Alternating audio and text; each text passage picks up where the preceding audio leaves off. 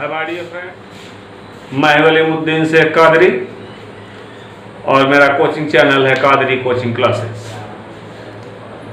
मैं आज आप लोगों को अपने कादरी कोचिंग क्लासेस के माध्यम से एक इम्पॉर्टेंट टॉपिक बताने चल रहा हूं, जिस टॉपिक का आसानी पूर्वक इसको हम कहते हैं एक्सक्रीटरी सिस्टम, उत्सर्जी तंत्र।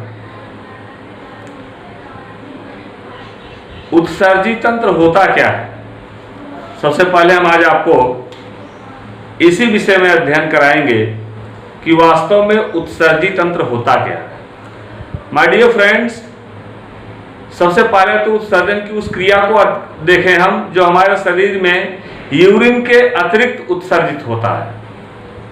यूरिन के अतिरिक्त उत्सर्जित होने वाले पदार्थों में मुख्य रूप से वेस्ट मटेरियल है, जो सॉलिड वेस्ट के रूप में रेक्टम से बाहर निकलता है, एनस से बाहर आता है। दूसरा स्वेट्स हैं, पसीना आपके बॉडी से बाहर आते हैं, ये भी उत्सर्जी पदार्थ हैं। और तीसरा और इंपॉर्टेंट पार्ट आप देख रहे हो यूरिन, जो आपके किडनी के अल्ट्राफिल्ट्रेशन क्रिया के पश्चात जो टॉक्सिक मटेरियल बनते हैं, उन टॉक्सिक मटेरियल को बाहर निकालने के लिए जो सिस्टम चलता है, उसी सिस्टम का नाम हमने दिया या एक यूरिनरी सिस्टम है। तो ये तो पद्धति हो गई।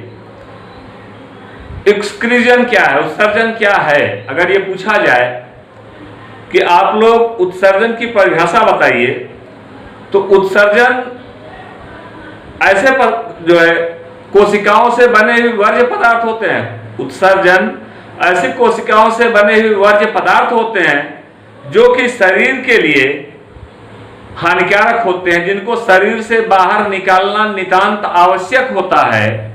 ऐसे पदार्थों को उत्सर्जी पदार्थ कहा जाता है। और जिस क्रिया के द्वारा इन उत्सर्जी पदार्थों को बाहर निकाला जाता है, उन्हें हम उत्सर्जन कहते हैं। और चूंकि यह उत्सर्जन अकेला कोई अंग नहीं है, विभिन्न अंगों का यह समूह है, इसलिए इसको हम पूरे को मिलाकर के कहते हैं कि यह एक उत्सर्जी तंत्र है। सो माय डियर फ्रेंड्स, उत्सर्जी तंत्र को अगर हम अध्ययन में रखें तो मैं वलीमुद्दीन शेख कादरी आप लोगों को इसके विषय में विशेष टॉपिक बताना चाहूंगा कि जो उत्सर्जी तंत्र होता है, अर्थात जो उत्सर्जन की क्रिया होती है, कुछ तो यूरिया के रूप में उत्सर्जित होते हैं, कुछ अमोनिया के रूप में उत्सर्जित होते हैं, कुछ अमीनो एसिड के रूप में उत्सर्जित होते हैं और कुछ यूरिक एसिड के रूप में उत्सर्जित होते हैं। तो कितना पार्ट मैंने बताया? 4 पार्ट बताया। ध्यान दीजिएगा, इन 4 पार्ट का नाम आप लोग नोट करते चलिएगा। पहले को मैंने बताया यूरिया के रूप में उत्सर्जन करता है, दूसरा मैंने बताया अमोनिया के रूप में उत्सर्जन करता है, तीसरा मैंने बताया अमीनो एसिड के रूप में उत्सर्जन करता है और चौथा मैंने बताया यूरिया के रूप में उत्सर्जन करता है। सो माय डियर फ्रेंड्स, इस तरह से उत्सर्जन इन 4 टाइप्स में होता है। अब आइए देखते हैं एक एक करके कि यूरिया के रूप में उत्सर्जन किन किन जीवों में होता है।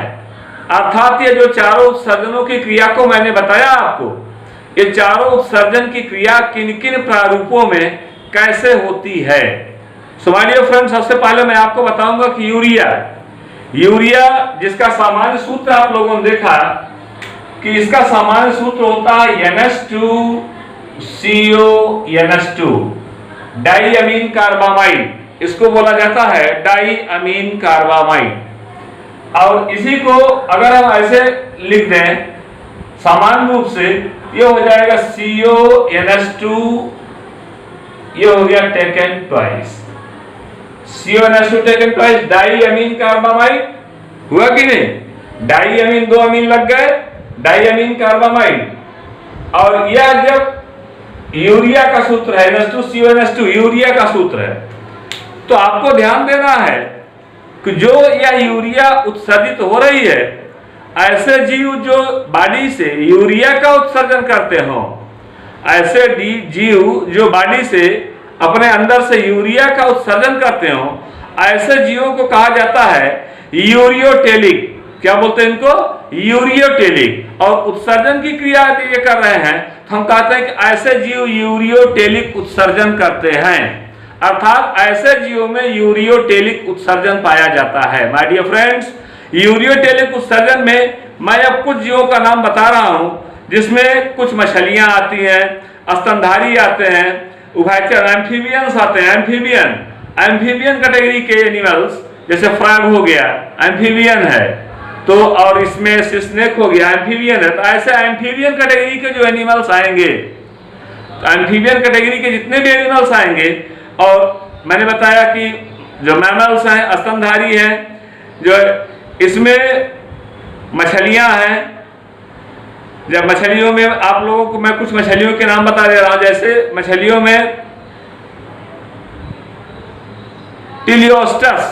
टिलियोस्टस नाम की एक मछली है, जिसमें यूरियोटेलिक उत्सर्जन पाया जा रहा है। तो इस तरह से आपने देखा कि मैमल्स में, उभयचर में और मछलियों में ये ऐसे जीव हैं जिनमें उत्सर्जन की मात्रा जो होती है या उत्सर्जी पदार्थ जो होते हैं वह यूरिया के रूप में होते हैं। तो ऐसे जीवों को हम कहते हैं कि ये यूरियोटेलिक हैं। क्या बोलते हैं इनको? यूरियोटेलिक हैं। अगर ऐसे जीव यूरियोटेलिक हैं तो इनको हम यूरियोटेलिक जीवों के नाम से जानते हैं कि ये जीव यूरियोटेलिक हैं। अब आइए देखते हैं दूसरा। पहले तो मैंने यूरियोटेलिक बताया, अब मैं दूसरा आपको बताने चल रहा हूं अमोनोटेलिक क्या होते हैं। तो ऐसे जीव अमोनोटेलिक का सीधा सा अभिप्राय होता है जिसमें अमीनो अम्लों का डिकम्पोजिशन होता है। ऐसे जीव जिसमें अमीनो अम्लों का डिकम्पोजिशन होता हो। अगर अमीनो अम्लों का डिकम्पोजिशन होगा अर्थात रीएमिनेशन होगा, तो रीएमिनेशन क्रिया के पश्चात इसमें अमोनिया का निर्माण होता है। रीएमिनेशन क्रिया के पश्चात इसमें किसका निर्माण होता है? इसमें अमोनिया का निर्माण होता है। जब अमोनिया का निर्माण होता है, चूंकि आप जानते हैं कि यह अमोनिया या जल में अत्यधिक घुलनशील और अत्यधिक विषैली है, तेजी के साथ वाटर में डिजॉल्व हो जाती है। जितनी तेजी के साथ ये वाटर में डिजॉल्व होती है उतना ही ह्यूमन बींग्स के लिए टॉक्सिक है, विषाक्त है। तो ऐसे जीवों से यदि अमोनिया बॉडी के अंदर इंटर कर गया है, अमोनिया बॉडी के अंदर आ गया है, तो अमोनिया को बाहर निकालना नितांत आवश्यक हो जाता है। माय डियर फ्रेंड्स, अगर अमोनिया को हमको बाहर निकालना है तो हमको कुछ न कुछ इसमें क्रियाओं को करना होगा। तो ऐसे जीव जो अमोनिया के रूप में अपने शरीर में बने वर्ज्य पदार्थों को बाहर निकालते हैं, उनको हम अमोनोटेलिक कहते हैं। क्या बोलते हैं उनको? अमोनोटेलिक उत्सर्जी जीव बोलते हैं। इन जीवों में मुख्य रूप से प्रोटोजोअन आते हैं। जितने भी अमीबा, यूग्लिना, पैरामीशियम, आपने प्रोटोजोआ का अध्ययन किया है, मैंने प्रोटोजोआ का अध्ययन आपको बताया है। तो ये जो प्रोटोजोअन्स होते हैं, ये प्रोटोजोअन्स जो होते हैं, ये मोस्टली ये जो होते हैं ये अमोनोटेलिक होते हैं। क्या होते हैं? अमोनोटेलिक। प्रोटोजोअन्स हो गए पोरीफेरा, सिलेंट्रेटा, एनेलिडा, मोलस्का। जीव तो आप समझ ही रहे होंगे। पोरीफेरा परफोरेटेड बॉडी, पोरीफेरा हो गया, जैसे साइक्यान वगैरह आपने देखा। प्रोटोजोआ में मैंने भी आपको बताया कि अमीबा, यूग्लिना, पैरामीशियम में प्रोटोजोअन्स में आ गए। सिलेंट्रेट, जिसके बॉडी के अंदर सिलोम पाया जाता हो, हाइड्रा वगैरह के विषय मैंने आपको स्टडी कराया है। एनेलिड्स, जितने भी एनेलिडा है, जैसे मैंने आपको बताया है, अर्थवर्म है, लीच है, ये एनेलिड्स में आते हैं। मोलस्कस, यूनियो, पाइला, ये मोलस्का में आते हैं, घोंघा जिसको बोला जाता है। तो और कुछ मछलियां भी हैं, सम फिशेस भी हैं, जो कि मुख्य रूप से अपने इनके शरीर के अंदर जो वर्ज्य पदार्थ हैं, इनके शरीर के अंदर जो वर्ज्य पदार्थ के रूप में बनते हैं वो अमोनिया के रूप में बनते हैं, और अपने बॉडी से अमोनिया के रूप में वर्ज्य पदार्थों को बाहर निकाल लेने की क्रिया जो होती है, एक्टिविटी जो होती है, वो अमोनोटेलिक होती है। उसको हम क्या बोलते हैं? अमोनोटेलिक बोलते हैं। जैसे कुछ में आप लोगों ने देखा टैडपोल लार्वा ऑफ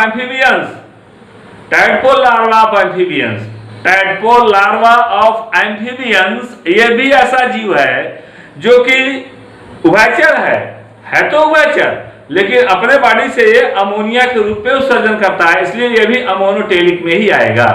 तो एग्जाम्पल को ध्यानपूर्वक समझते रहिएगा, क्योंकि ये जो चीजें मैं बता रहा हूं इन चीजों को आप लोग जितना ज्यादा डीप में जाकर स्टडी करेंगे, जितनी गहराई पूर्वक इनका अध्ययन करेंगे आप, उतना ही ज्यादा आपको इसमें जो है इंटरेस्ट आएगा, आनंद आएगा। क्योंकि ये आप अपने विषय में अन्य जीवों के विषय में अध्ययन कर रहे हैं। तो यह तो एक जो है कहा जाए कि बायोलॉजी क्या है, बायोलॉजी ये एक सिंपल सी बोला जाए, एक साधारण भाषा में अगर हम कहते हैं इसको, क्या एक जीवों की एक कहानी को व्यक्त करता है, जीवों की एक कहानी को व्यक्त करता है, जो कहानी आसानी से कही जाती है, उनको हम आसानी पूर्वक कह देते। बायोलॉजी में कोई ऐसा टॉपिक नहीं, कोई टर्म जो बहुत ही डिफिकल्ट हो, आपको ना समझ में आए, बहुत ही सिंपल है। अभी मैंने यूरियोटेलिक बताया तो आपकी समझ में आ गया होगा कि जो जीव यूरिया का उत्सर्जन करते हैं। अमोनोटेलिक बताया तो आपकी समझ में आ गया होगा जो जीव अमोनिया का उत्सर्जन करते हैं, वो अमीनोटेलिक, अमोनोटेलिक। अब आप देखिएगा अमीनो एसिड का एक्सक्रीशन का उत्सर्जन कौन करते हैं, अमीनो एसिड, वह तो अमोनिया रहा। ये तीसरा मैं बताने चल रहा हूं कि अमीनो एसिड, अमीनो एसिड ये प्रोटीन का जब डाइजेशन होता है तो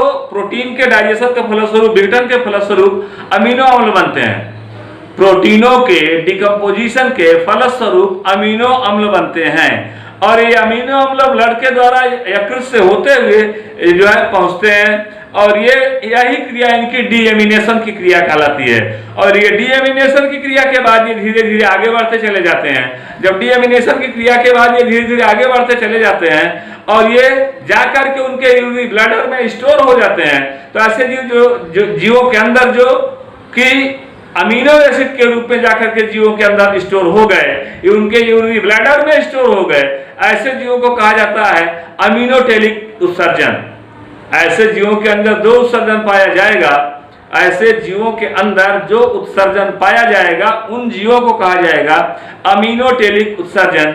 अमीनोटेलिक उत्सर्जन मुख्य रूप से इकाइनोडर्मेटा और मोलस्का में पाए जाते हैं। अमीनोटेलिक उत्सर्जन ये इकाइनोडर्मेटा और मोलस्का में पाए जाने वाले उत्सर्जन होते हैं। तो माय डियर फ्रेंड्स, इस तरह से मैंने 3 उत्सर्जन बताया। पहला बताया मैंने यूरिया का उत्सर्जन, दूसरा अमोनिया का उत्सर्जन, तीसरा मैंने अमोनिया का उत्सर्जन बताया। तो यूरियोटेलिक, अमीनोटेलिक और ये हो गया जो है अमोनोटेलिक। तो पहले यूरियोटेलिक, अमोनोटेलिक, अमीनोटेलिक, 3 उत्सर्जन हो गए। अब आप देखिए कि यूरिक अम्ल के रूप में उत्सर्जन किसका हो रहा है, यूरिक एसिड के रूप में उत्सर्जन कौन कर रहा है। चौथा उत्सर्जन देखिएगा, एक 4 टाइप ऑफ उत्सर्जन में बताने चल रहा हूं। चौथा उत्सर्जन में बताने चल रहा हूं माय डियर फ्रेंड्स। चौथा उत्सर्जन होता है क्योंकि जो ड्राई क्लाइमेट में रहने वाले एनिमल्स हैं, शुष्क वातावरण में रहने वाले जीव हैं, ऐसे जीव जो अपना पूरा जीवन काल शुष्क वातावरण में बिताते हों, शुष्क वातावरण में पाए जाते हों, उनमें अमोनिया के रूप में यूरिक अम्ल बनता है। अमोनिया के रूप में यूरिक अम्ल बनता है। और जब अमोनिया के रूप में यूरिक अम्ल बनता है, चूंकि यूरिक अम्ल या जल में अत्यधिक घुलनशील है, यूरिक अम्ल जल में अत्यधिक घुलनशील है। जब यह जल में अत्यधिक घुलनशील है तो यह आसानी पूर्वक जल में, जब यूरिक अम्ल घुलनशील है तो यह यूरिया जो होता है, यूरिक अम्ल या विषैले ने, ध्यान दीजिएगा, यूरिक एसिड ये टॉक्सिक नहीं होते हैं, यूरिक एसिड ये टॉक्सिक नहीं होते हैं। इनका मीडियम जो होता है वो बेसिक होता है, क्षारीय होता है, क्षारीय माध्यम में होते हैं। और ध्यान रहे ये मनुष्यों के मूत्र में, यूरिन में, ह्यूमन के यूरिन में इनकी मात्रा जो होती है वो एक्सेस अमाउंट में देखी गई। और चूंकि मनुष्य के मूत्र में देखा गया कि 0.5% ये यूरिक एसिड पाया जाता है। चूंकि यूरिया पाया जा रहा है इसलिए ह्यूमन बींग्स को कहा जाता है ये यूरियोटेलिक है। ह्यूमन बींग्स को कहा जाता है कि यूरियोटेलिक है, क्योंकि इसके बॉडी से यूरिया का 0.5% ही सही इनके बॉडी से यूरिया का उत्सर्जन होता है, तो इसलिए इनको कहा गया यूरियोटेलिक। ध्यान रहे कि यूरिकोटेलिक, ये यूरिकोटेलिक उत्सर्जन जो है बॉडी के अंदर, ह्यूमन बींग्स के अंदर यूरिया का उत्सर्जन जो हो रहा है 0.5% के रूप में, इसलिए इनको कहा गया कि यूरिकोटेलिक है। अगर ये यूरिकोटेलिक है तो और कौन से एनिमल्स हैं जो यूरिकोटेलिक हैं माय डियर फ्रेंड्स? और जो है या कीट पतंगे हैं, जो रेप्टाइल्स हैं, रेप्टाइल में सरीसृपों को ध्यान में रखा गया है, रेप्टाइल्स रखे गए हैं, बर्ड्स रखे गए हैं। तो इनमें बर्ड्स में आप लोगों ने देखा होगा कि कोई स्क्रेटरी ऑर्गन नहीं पाया जाता। बर्ड में जो है अलग से कोई यूरिन को एक्सक्रीट करने वाला ऑर्गन नहीं पाया जाता। इसमें एक ही एक्सक्रीटरी ऑर्गन होता है जिसको क्लोएका के नाम से जाना जाता है, जिससे ये वेस्ट और लिक्विड दोनों मात्रा में सेमी सॉलिड के रूप में बाहर निकाल देते हैं, आउट कर देते हैं। तो जब ये दोनों मात्रा में बाहर को निकाल दे रहे हैं तो इसलिए इसको कहा जाता है, ऐसे जीवों को कहा जाता है यूरिकोटेलिक जीव। क्या बोलते हैं इनको? यूरिकोटेलिक जीव। और इस प्रकार के उत्सर्जन को जो कि अपने बॉडी से बाहर निकाल रहे हैं, इस प्रकार के उत्सर्जन को कहा जाता है यूरिकोटेलिक उत्सर्जन। तो आपने देखा कि मैंने यूरिकोटेलिक उत्सर्जन भी बता दिया। तो मैंने 4 प्रकार के उत्सर्जन की व्याख्या आज हमने आपके सामने किया है। पहला मैंने बताया यूरिया का उत्सर्जन, दूसरा मैंने बताया अमोनिया का उत्सर्जन, तीसरा मैंने बताया अमीनो एसिड का उत्सर्जन, चौथा मैंने बताया जो है यूरिक अम्ल का उत्सर्जन। तो जिसमें मैंने ह्यूमन बींग्स को भी लिया, अर्थात ह्यूमन बींग्स में भी यूरिक एसिड का उत्सर्जन होता है। तो इस तरह से ये उत्सर्जी पदार्थ होते हैं जो बॉडी के अंदर जो है उत्सर्जन की क्रिया को आसानी पूर्वक करते रहते हैं, उत्सर्जन आसानी पूर्वक इसमें होता रहता है। इस प्रकार से उत्सर्जी पदार्थ शरीर में बनते रहते हैं और इनका उत्सर्जन आसानी पूर्वक होता रहता है। तो अगर हम उत्सर्जन को ध्यान से देखें, उत्सर्जन को अगर हम ध्यान से देखें तो आइए पहले सबसे पहले हम ह्यूमन बींग्स के विषय में देखते हैं। तो आप लोगों ने देखा कि यहाँ पर मैंने जो है एक फिगर ड्रा किया हुआ है। ये पहले से ये फिगर मैंने यहाँ पर ड्रा कर रखा है, जिसमें एक्सक्रीटरी सिस्टम इन ह्यूमन, मानव के अंदर उत्सर्जी तंत्र कैसे चल रहा है ये देखिएगा आप लोग। यहाँ पर आप देखिए इसकी फिजियोलॉजी, एक्सटर्नल स्ट्रक्चर आप देखिए, एक्सटर्नल स्ट्रक्चर। और अपर साइड में टोपी के समान, कैप के समान एक जो है ग्लैंड है, जिसका नाम मैंने दिया एड्रिनल ग्लैंड। क्या नाम है ये? Adrenal gland. क्योंकि इस ग्लैंड का क्या वर्क होता है मैं अपने पिछले लेक्चर में इसको बता चुका हूँ, दे चुका हूँ, आप लोगों को समझा चुका हूँ। ये एड्रिनल ग्लैंड हो गया। उसके बाद ये देखिएगा ये राइट किडनी है और ये लेफ्ट किडनी है, इस बात का ध्यान रखिएगा। ये राइट किडनी है, आप ऐसे खड़े होंगे तो राइट साइड में पड़ेगा ये, इसलिए राइट किडनी बोली गई और ये लेफ्ट किडनी बोली गई। और दोनों किडनी के ऊपर आप देख रहे हैं यहाँ पर ये एड्रिनल ग्लैंड पाई जा रही है, जो कि हल्के पीले कलर की जो है ग्रंथि होती है। कभी कभी ये ब्राउन से थोड़ा सा लाइट कलर में हो जाती है, क्योंकि किडनी का कलर डार्क ब्राउन होता है। किडनी का कलर वो डार्क ब्राउन होता है। तो यहाँ पर आप देखिए कि यहाँ पर कुछ चीजें ऐसी हैं जिसके विषय में आपको जान लेना अनिवार्य है कि ह्यूमन बींग्स में जो टॉक्सिक मटेरियल, जो भी फूड मटेरियल को हम खा रहे हैं, उसमें से टॉक्सिक मटेरियल जो बनते हैं, वर्ज्य पदार्थ जो के रूप में जो टॉक्सिक मटेरियल बनते हैं, वे टॉक्सिक मटेरियल बॉडी से बाहर आते हैं। अगर वे टॉक्सिक मटेरियल बॉडी से बाहर आ रहे हैं, शरीर से उत्सर्जित होकर के बाहर आ रहे हैं, तो किस रूप में आ रहे हैं यह भी जान लेना नितांत आवश्यक है। तो आप ध्यान दीजिएगा कि ये मैंने इसकी लॉन्गिट्यूडिनल सेक्शन काट किया है। यहाँ पर देखिएगा 2 पार्ट दिखाई दे रहे हैं। एक को जो है ये मेडुला बोला गया, जो मिडल के पार्ट में है इसको मेडुला बोला गया, जो आउटसाइड के पार्ट में है इसको जो है कॉर्टेक्स बोला गया। तो बाहरी भाग को कॉर्टेक्स बोला गया और अंदर वाले भाग को मेडुला बोला गया। यहाँ पर बीच में जो स्पेस मिल रहा है इसको बोला गया रीनल पेल्विस। क्या बोलते हैं इसको? रीनल पेल्विस बोलते हैं। तो यहाँ पर ये रीनल पेल्विस होता है। जो आप लूप देख रहे हैं, इस लूप को जो है हम हेनले लूप के नाम से जानते हैं। हेनले लूप, अभी मैं आपको हेनले लूप के विषय में डिस्कस करके बताऊंगा। तो हेनले लूप के नाम से जाना जाता है। इन दोनों से निकलने वाली ये नलिकाएं हैं, एक जो है लेफ्ट किडनी से और एक राइट किडनी से। आप देखिए राइट की साइड में एक जो है ब्लैक कलर में मैंने निकाला है और राइट साइड से, लेफ्ट साइड से मैंने एक ब्लैक कलर की निकाला है। दोनों आकर के यहाँ पर जो है एक यूबी, यूरिनरी ब्लैडर, एक यूबी में आकर के यूरिन को स्टोर कर देते हैं, जिसको टाइमली ह्यूमन बींग्स या एनिमल्स अपने शरीर से बाहर निकाल देता है। सो माय डियर फ्रेंड्स, इस तरह से सामान्य पद्धति के अनुसार शरीर में बना हुआ वर्ज्य पदार्थ वह जो लिक्विड वेस्ट के रूप में अगर यहाँ पर पहुंच गया ब्लड के साथ, यहाँ पर देखिए ब्लड वेना रेड कलर की और ये जो हमें बनाया है, ये जो है ये दोनों के कलर में आप डिफरेंस देख रहे हैं। यहाँ पर प्योर का है, ये इम्प्योर ब्लड का है। तो ये जो प्योर ब्लड के रूप में आ रहा है, आने के पश्चात आपने देखा कि यहाँ पर इसका अल्ट्रा फिल्ट्रेशन हुआ, परानिस्यंदन हुआ, जो कि ग्लोमेरुलस ट्यूब्यूल्स नाम सुना होगा आप लोगों ने। अभी मैं दिखा रहा हूँ अपने YouTube चैनल पर, मैं इसको अपलोड कर दे रहा, टोटल फिगर अपलोड कर दे रहा हूँ, वहां पर आप देखेंगे। तो यहाँ पर आप देख रहे हैं कि यहाँ पर आने के पश्चात जो है ये फिल्ट्रेशन करता है, अल्ट्रा फिल्ट्रेशन, परानिस्यंदन की क्रिया करता है। और अपने परानिस्यंदन की क्रिया करने के पश्चात अल्ट्राफिल्ट्रेशन की क्रिया करने के पश्चात जो है वर्ज्य पदार्थ बनते हैं, इन वर्ज्य पदार्थों को इसी ट्यूब्यूल्स के द्वारा, इसी नलिका के द्वारा ये बॉडी से बाहर निकाल देते हैं। कहाँ आ जाता है ये? यूरिनरी ब्लैडर में आकर के स्टोर हो जाता है, और यूरिनरी ब्लैडर में जब आकर के स्टोर हो जाएगा तो वहां से यूरिन के थ्रू बॉडी से बाहर निकाल दिया जाता है। तो इस तरह से आपने देखा कि एक सिंपल सी फिजियोलॉजी मैंने आपको बताया। अब आप देखिए कि मानव के उत्सर्जन के विषय में अगर हम अध्ययन करते हैं, मानव के उत्सर्जन के विषय में अगर अध्ययन किया जाए तो इसमें आपको 2 किडनी माने 1 पेयर ऑफ किडनीज मिलेगी, 1 पेयर ऑफ किडनीज मिलेगी, और सिंगल यूरिनरी ब्लैडर, एक मूत्राशय होगा जिसमें 2 यूरेटर लगे हुए हैं। ध्यान से सुनिएगा, 2 किडनी हो गई, एक एक किडनी से एक एक यूरेटर निकल करके आकर के यूरिनरी ब्लैडर में आकर के जुड़ जा रहे हैं। तो यहां से बना हुआ जो है यूरिन अर्थात टॉक्सिक मटेरियल, ओनली यूरिन ही नहीं और भी जो ब्लड में डिजॉल्व टॉक्सिक मटेरियल है वो सभी के सभी mostly excess amount of water के साथ डिजॉल्व होते हैं। तो वाटर के साथ आकर के ये यूरिनरी ब्लैडर में आकर के स्टोर हो जाएंगे। तो यहाँ पर आपने देखा कि यूरिनरी ब्लैडर में आकर के स्टोर हो गए, जिसको टाइमली क्या करते हैं ये कि बॉडी से बाहर एक्सक्रीट कर देते हैं।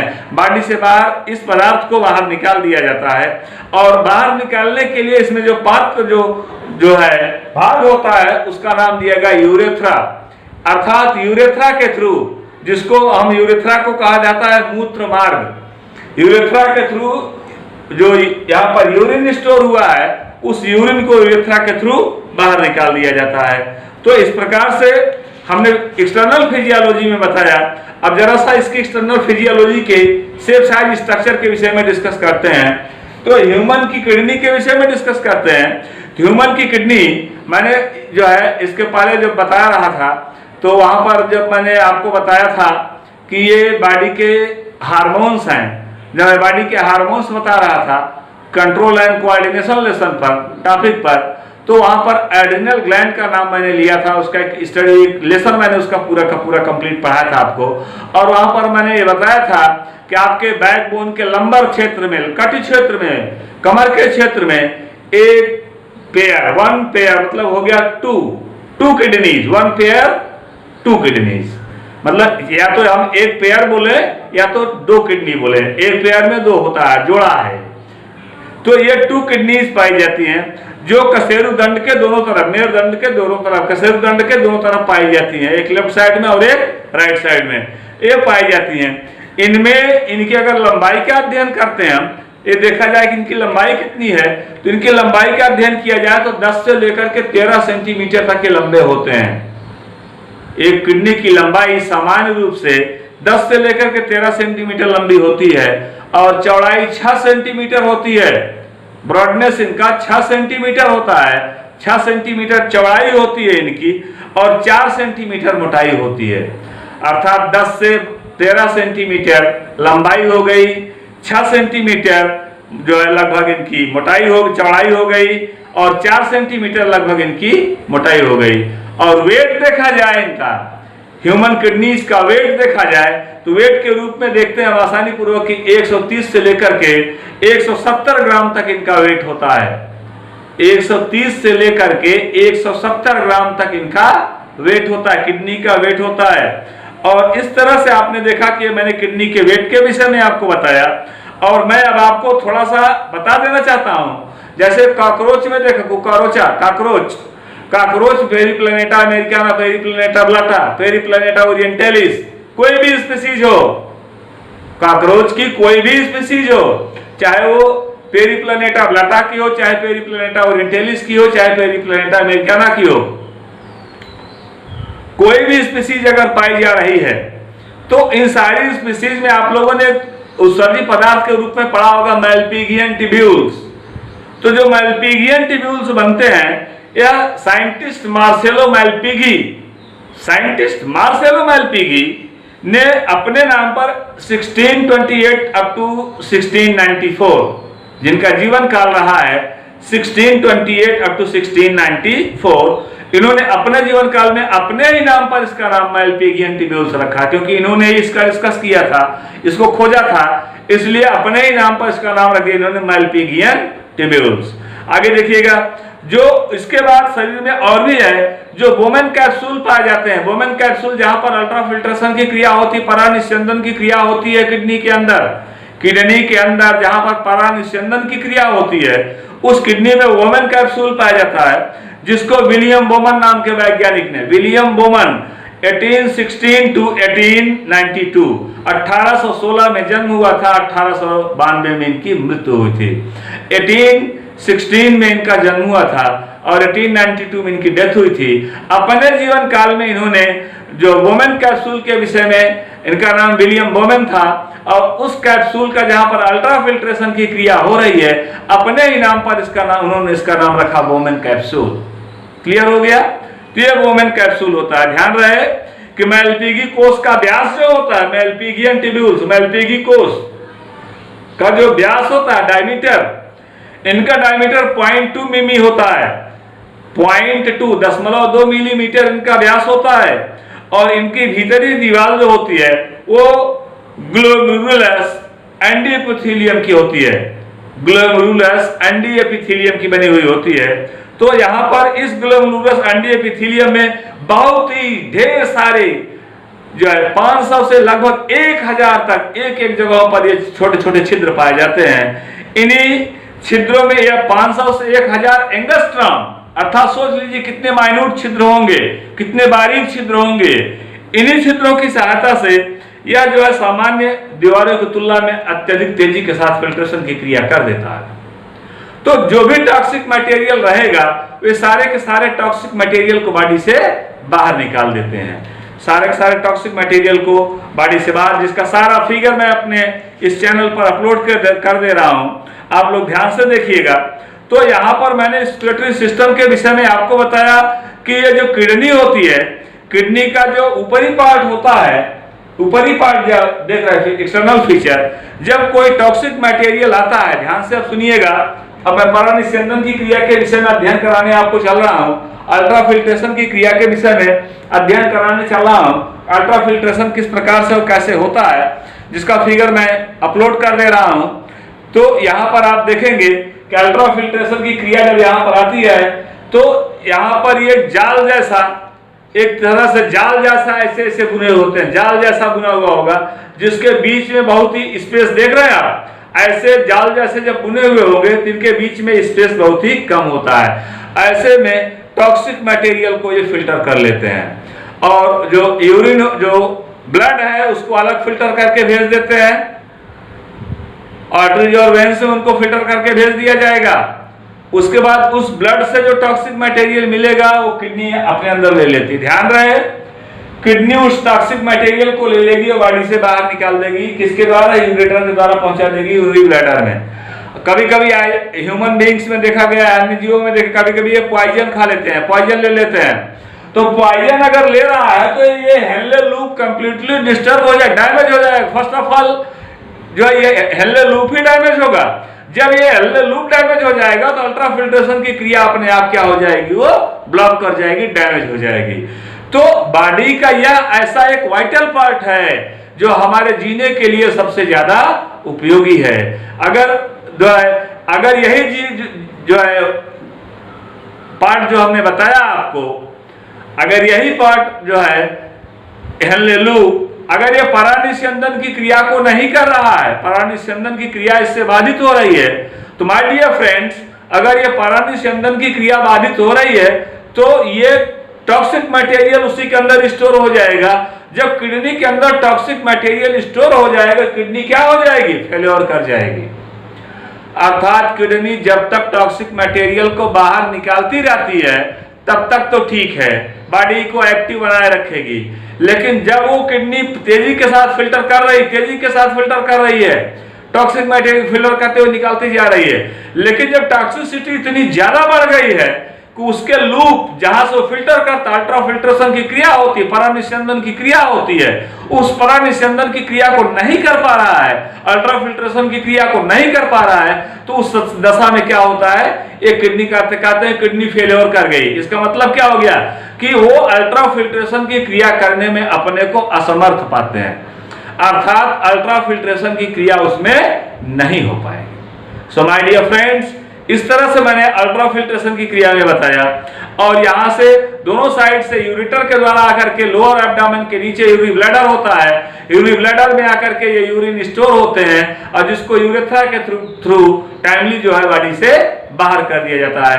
तो ग्रेप्सिंग टेंडेंसी ऑफ यूरी ब्लैडर जो होती है, ग्रेप्सिंग टेंडेंसी ऑफ यूरी ब्लैडर थ्रू यूरिन, यूरी ब्लैडर को की यूरिन स्टोर करने की जो क्षमता होती है वो बहुत ही ज्यादा होती है। तो वो ज्यादा मात्रा में यूरिन को स्टोर करता जाता है। जहां पर यूरेथ्रा होता है, ज्वाइंट होता है, वहां पर एक होल होता है, वहीं से यूरिन को स्क्रीट किया जाता है। कभी कहीं पर कैल्शिटोनिन हार्मोन के जो है ज्यादा सिक्रीशन से वहां पर स्टोन बन जाते हैं, पथरी बन जाती है, जिससे आदमी को यूरिन में अत्यधिक जलन होती है, पेशाब करने में अत्यधिक जलन होती है। तो माय डियर फ्रेंड्स, इस तरह से आपने देखा और जो टॉपिक रहा उसका डिस्कस मैंने किया अभी आपके सामने।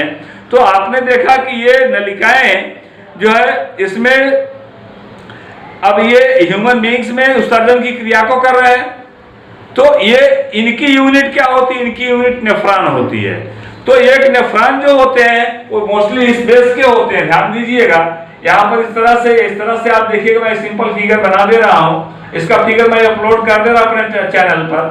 तो यहाँ से इस तरह से आप देखिएगा, इस तरह से आप देखिएगा, ये जो आप देख रहे हो, ये जो आप देख रहे हो यहाँ पर इस तरह से आप देख रहे हो, इस तरह से आप देख रहे हो, इस तरह से आप देख रहे हो।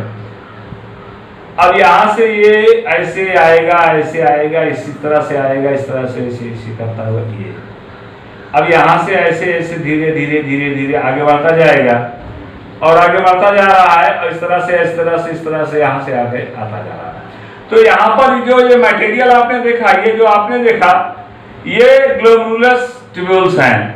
और ये जो छोटी छोटी पतली पतली नलिकाओं को आपने देखा है, ये जो इन्हीं नलिकाओं को कहा जाता है डिजिटल कॉन्वोल्यूटेड ट्यूब्यूल्स। क्या बोलते हैं इनको? डिजिटल कॉन्वोल्यूटेड ट्यूब्यूल्स बोला जाता है। और यहाँ पर जो कॉइल आप देख रहे हैं, इस तरह से जो कॉइल किया हुआ है, ये इसी को हेनेले कॉइल बोला गया, हेनेले लूप। क्या बोला गया? हेनेले लूप बोला गया, क्योंकि हेनले नाम के साइंटिस्ट ने जो है सबसे पहले इस लूप का अध्ययन किया था, इसीलिए इनको हेनले लूप के नाम से जाना जाता है। तो जो ये यूरिन का जो भाग होता है यूरेथ्रा, सिंपली अगर हम ये देखें कि यूरेथ्रा जो होता है, यूरेथ्रा के विषय में अगर हम बताना चाहेंगे कि एक सामान्य सी फीमेल बॉडी में, मादा में यूरिन की वाहिनी, यूरिन डक्ट जो होती है वो मोस्टली 4 सेंटीमीटर लंबी होती है, 4 सेंटीमीटर लंबी होती है। इसका आशय जो होता है, क्योंकि उसके बाद आकर के वहां पर आकर के वो वजनिया में आसानी से खुल जाती है। लेकिन वहीं पर अगर आपने देखा कि इसके ऊपरी ओर जो रंध्र पाए गए 2.5 सेंटीमीटर के, तो यहाँ पर ये 2.5 सेंटीमीटर का ये कहां पर होता है? ये 2.5 सेंटीमीटर का देखा गया, ये मेल बॉडी में होता है। तो मेल बॉडी में चूंकि ये मार्ग बहुत ही ज्यादा होता है और मेल बॉडी में आप लोगों ने देखा कि मेल में इसी से यूरिन भी स्क्रीट किया जाता है, इसी से जो है सीमेन भी स्क्रीट किया जाता है और इसी से semen means reproductive fluid. Semen को अगर कहा जाए what is semen? Semen is a type of reproductive fluid, एक प्रकार का यह जननीय द्रव्य है, जननीय द्रव्य। तो जननीय द्रव्य होने का इसी से, अर्थात यूरेथ्रा के थ्रू यूरिन भी पास किया जा रहा है और जो है सीमेन भी पास किया जा रहा है, अर्थात जननीय द्रव्य भी पास किए जा रहे हैं। तो ये यहाँ पर दोनों साइड में जो है ग्लैंड होती है, जिसका नाम दिया गया प्रोस्टेट ग्लैंड।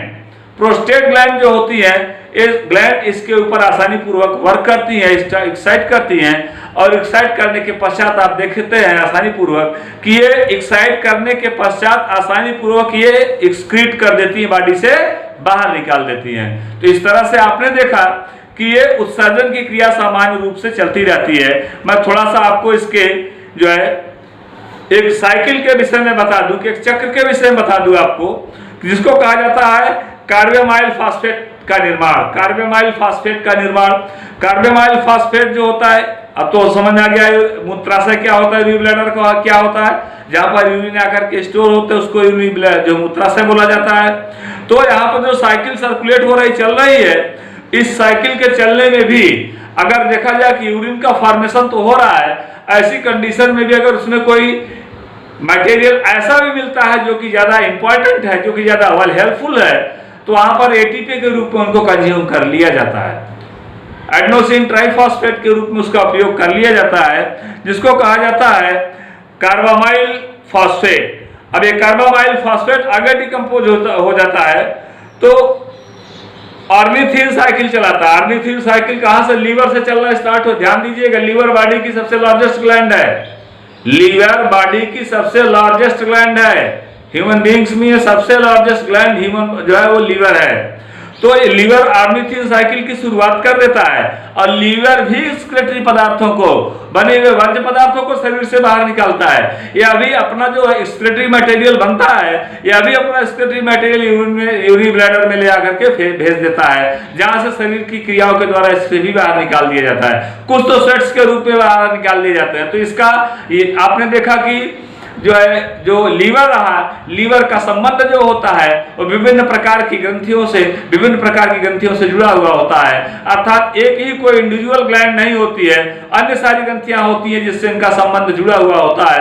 तो आपने देखा कि ढेर सारे चक्रों के द्वारा जिसमें ये ऑर्निथिन साइकिल चलाते हैं, ऑर्निथिन साइकिल चलाने के पश्चात सिट्रुलिन साइकिल चलती है, तो ऑर्निथिन कन्वर्ट होता है सिट्रुलिन में, सिट्रुलिन में एडीपी का फॉर्मेशन हो जाता है।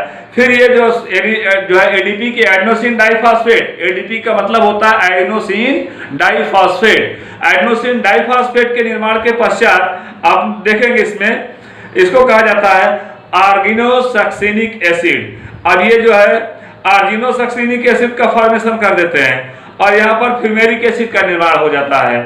आर्गिनोसक्सिनिक एसिड के बाद फ्यूमेरिक एसिड का निर्माण होता है और जैसे ही फ्यूमेरिक एसिड बना तुरंत इसका जो है ये यूरिया का निर्माण कर देते हैं, क्योंकि यूरिया के निर्माण में आर्जिनिन सबसे ज्यादा इंपॉर्टेंट मटेरियल होता है। तो ये फॉर्मिक एसिड जो होता है ये सीधा कन्वर्ट हो जाएगा आर्जिनेट एंजाइम की उपस्थिति में और जो है और आर्जिनिन में, और आर्जिनिन से यूरिया का निर्माण हो जाएगा और फिर ऑर्निथिन साइकिल चलती रहेगी। इस तरह से इनकी एक ऑर्निथिन साइकिल चलती है, जिस चक्र को मैं अपने YouTube चैनल पर अपलोड कर दे रहा हूं माय डियर फ्रेंड्स, वहां पर आप लोग देख लेंगे। तो मैंने बताया कि यूरिन का फॉर्मेशन वो एक परानिस्यंदन क्रिया के परिणाम स्वरूप होता है, अल्ट्राफिल्ट्रेशन क्रिया के परिणाम स्वरूप होता है। जब बॉडी में यूरिन का फॉर्मेशन नहीं हो पाएगा, परानिस्यंदन की क्रिया नहीं हो पाएगी, अल्ट्राफिल्ट्रेशन की क्रिया नहीं हो पाएगी, इसका मतलब हुआ कि बॉडी से टॉक्सिक मटेरियल बाहर नहीं निकल पाएंगे। जब बॉडी से टॉक्सिक मटेरियल बाहर नहीं निकल पाएंगे, जाहिर सी बात है बॉडी में टॉक्सिसिटी बढ़ती चली जाएगी। जब बॉडी में टॉक्सिसिटी बढ़ती चली जाएगी, विषाक्तता बढ़ती चली जाएगी, तो ऐसी कंडीशन में आदमी का बॉडी जो होता है, क्योंकि पॉइजनस पावर इसकी बढ़ती चली जा रही है, ऐसी कंडीशन में जो है जब पॉइजनस पावर इसकी बढ़ती चली जाएगी तो आदमी की एक समय ऐसा आता है किडनी फेलियर कर जाती है और आदमी की डेथ हो जाती है, मृत्यु हो जाती है, वो आदमी मर जाएगा। इस तरह से आज आपने देखा कि मैंने आपको शरीर में यूरिन का फॉर्मेशन से लेकर के एक्सक्रीजन तक के विषय में अध्ययन मैंने कराया। सो माय डियर फ्रेंड्स, मैं अलीमुद्दीन शेख कादरी और मेरा कोचिंग चैनल है जो है कादरी कोचिंग क्लासेस, और मेरा YouTube चैनल है अलीमुद्दीन शेख कादरी। तो मैं आप सभी से रिक्वेस्ट करता हूं कि मेरे इस YouTube चैनल को, अलीमुद्दीन शेख कादरी चैनल को आप लोग जरूर जब सबसे ज्यादा सब्सक्राइब करिएगा। और चूंकि हमारा लेक्चर प्रतिदिन चलता रहेगा और मैं प्रतिदिन अपना एक जो है एक इंपॉर्टेंट टॉपिक पर लेक्चर देता रहूंगा, आपको समझाता रहूंगा, लगातार बताता रहूंगा।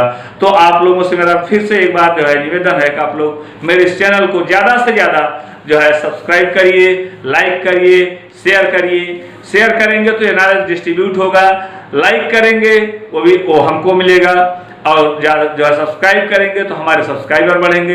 इस तरह से हम लगातार इसमें लगे हुए हैं। आप लोगों को लगातार लॉकडाउन जब से चालू हुआ है मैं लगातार अपनी स्पीच दे रहा हूं, लगातार मैं आपको बता रहा हूं। और ये जो टॉपिक मैंने आज आपको बताया डॉक्टर आर.एल. कोटवाल की बुक से बताया है और एनसीईआरटी की बुक से बताया है। माय डियर फ्रेंड्स, एनसीईआरटी और डॉक्टर आर.एल. कोटवाल की बुक से बढ़िया कोई और बुक नहीं मिली, नहीं मैं उससे भी आपको बताता। तो मैं अगला टॉपिक फिर इसी से और इससे भी ज्यादा इंपॉर्टेंट टॉपिक लेकर के आऊंगा। तब तक के लिए धन्यवाद।